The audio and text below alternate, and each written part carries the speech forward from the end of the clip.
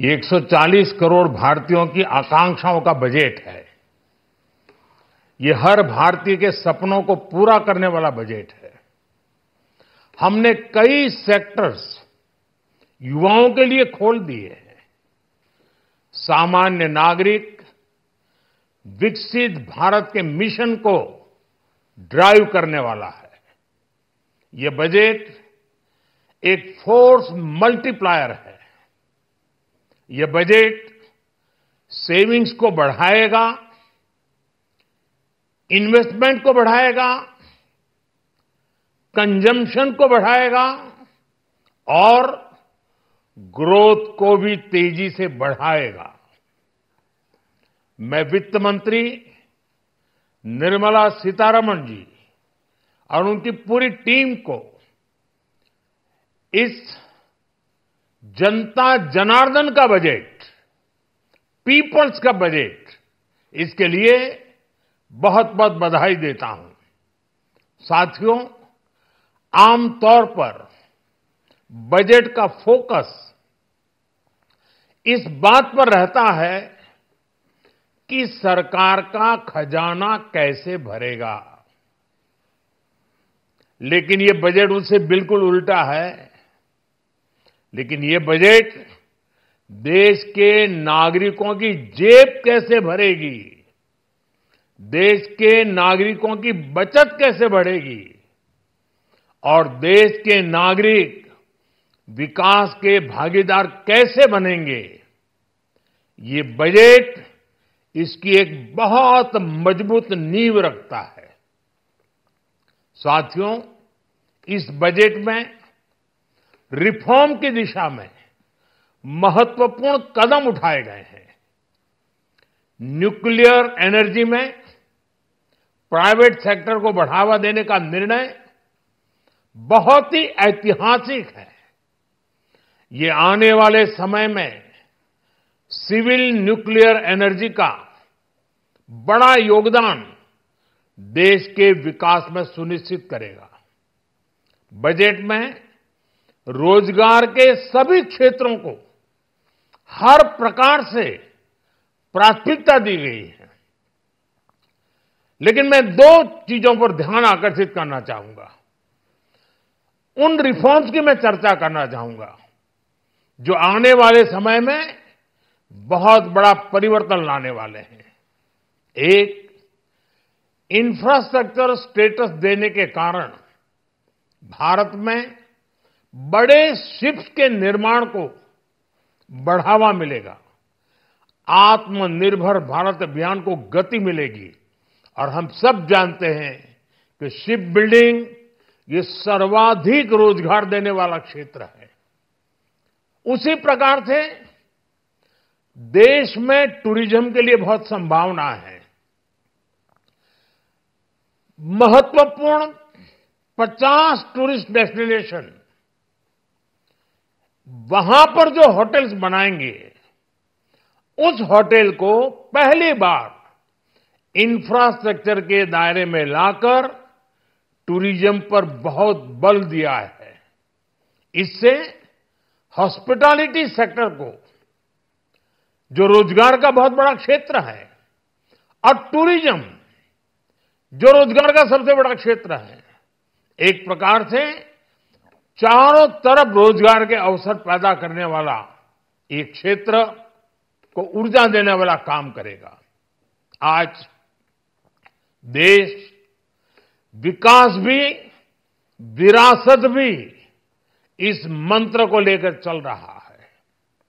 इस बजट में भी इसके लिए भी बहुत महत्वपूर्ण और ठोस कदम उठाए गए हैं। 1 करोड़ पांडुलिपियों के लिए, संरक्षण के लिए, मैन्युस्क्रिप्ट के लिए ज्ञान भारतम मिशन लॉन्च किया गया है। साथ ही भारतीय ज्ञान परंपरा से प्रेरित एक नेशनल डिजिटल रिपोजिटरी बनाई जाएगी। यानी टेक्नोलॉजी का भरपूर उपयोग किया जाएगा और हमारा जो परंपरागत ज्ञान है उसमें से अमृत निचोड़ने का भी काम होगा। साथियों, बजट में किसानों के लिए जो घोषणा हुई है वो कृषि क्षेत्र और समूची ग्रामीण अर्थव्यवस्था में नई क्रांति का आधार बनेगी। पीएम धन धान्य कृषि योजना के तहत 100 जिलों में सिंचाई और इंफ्रास्ट्रक्चर का डेवलपमेंट होगा। किसान क्रेडिट कार्ड की लिमिट 5 लाख तक होने से उन्हें ज्यादा मदद मिलेगी। साथियों, अब इस बजट में 12 लाख रुपए तक की आय को टैक्स से मुक्त कर दिया गया है। सभी आय वर्ग के लोगों के लिए टैक्स में भी कमी की गई है। इसका बहुत बड़ा फायदा हमारे मिडिल क्लास को, नौकरी पेशे करने वाले जिनकी आय बंधी हुई है, ऐसे लोगों को, मिडिल क्लास को इससे बहुत बड़ा लाभ होने वाला है। उसी प्रकार से जो नए नए प्रोफेशन में आए हैं, जिनको नए नए जॉब मिले हैं, इनकम टैक्स की ये मुक्ति उनके लिए एक बहुत बड़ा अवसर बन जाएगी।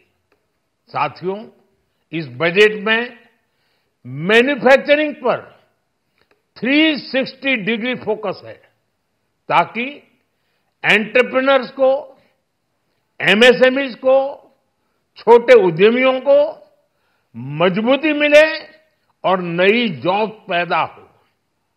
नेशनल मैन्युफैक्चरिंग मिशन से लेकर clean tech, leather, footwear, toy industry जैसे अनेक सेक्टर्स को विशेष समर्थन दिया गया है। लक्ष्य साफ है कि भारतीय प्रोडक्ट्स ग्लोबल मार्केट में अपनी चमक बिखेर सके। साथियों, राज्यों में इन्वेस्टमेंट का एक वाइब्रेंट कॉम्पिटिटिव माहौल बने, इस पर बजट में विशेष जोर दिया गया है। एमएसएमईज और स्टार्टअप के लिए क्रेडिट गारंटी को दोगुना करने की घोषणा भी हुई है। देश के एससी, एसटी और महिला जो नए उद्यमी बनना चाहते हैं, उनको 2 करोड़ रुपए तक के लोन की योजना भी लाई गई है, और वो भी बिना गारंटी। इस बजट में न्यू एज इकोनॉमी को ध्यान में रखते हुए गीग वर्कर्स के लिए बहुत बड़ी घोषणा की गई है। पहली बार गीग वर्कर्स का ई श्रम पोर्टल पर रजिस्ट्रेशन किया जाएगा।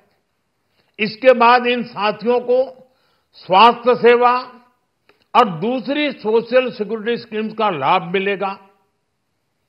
ये डिग्निटी ऑफ लेबर, इसके प्रति, श्रम एव जयते के प्रति सरकार के कमिटमेंट को दर्शाता है। रेगुलेटरी रिफॉर्म से लेकर फाइनेंशियल रिफॉर्म्स, जन विश्वास 2.0 जैसे कदमों से मिनिमम गवर्नमेंट और ट्रस्ट बेस्ड गवर्नेंस के हमारे कमिटमेंट को और बल मिलेगा।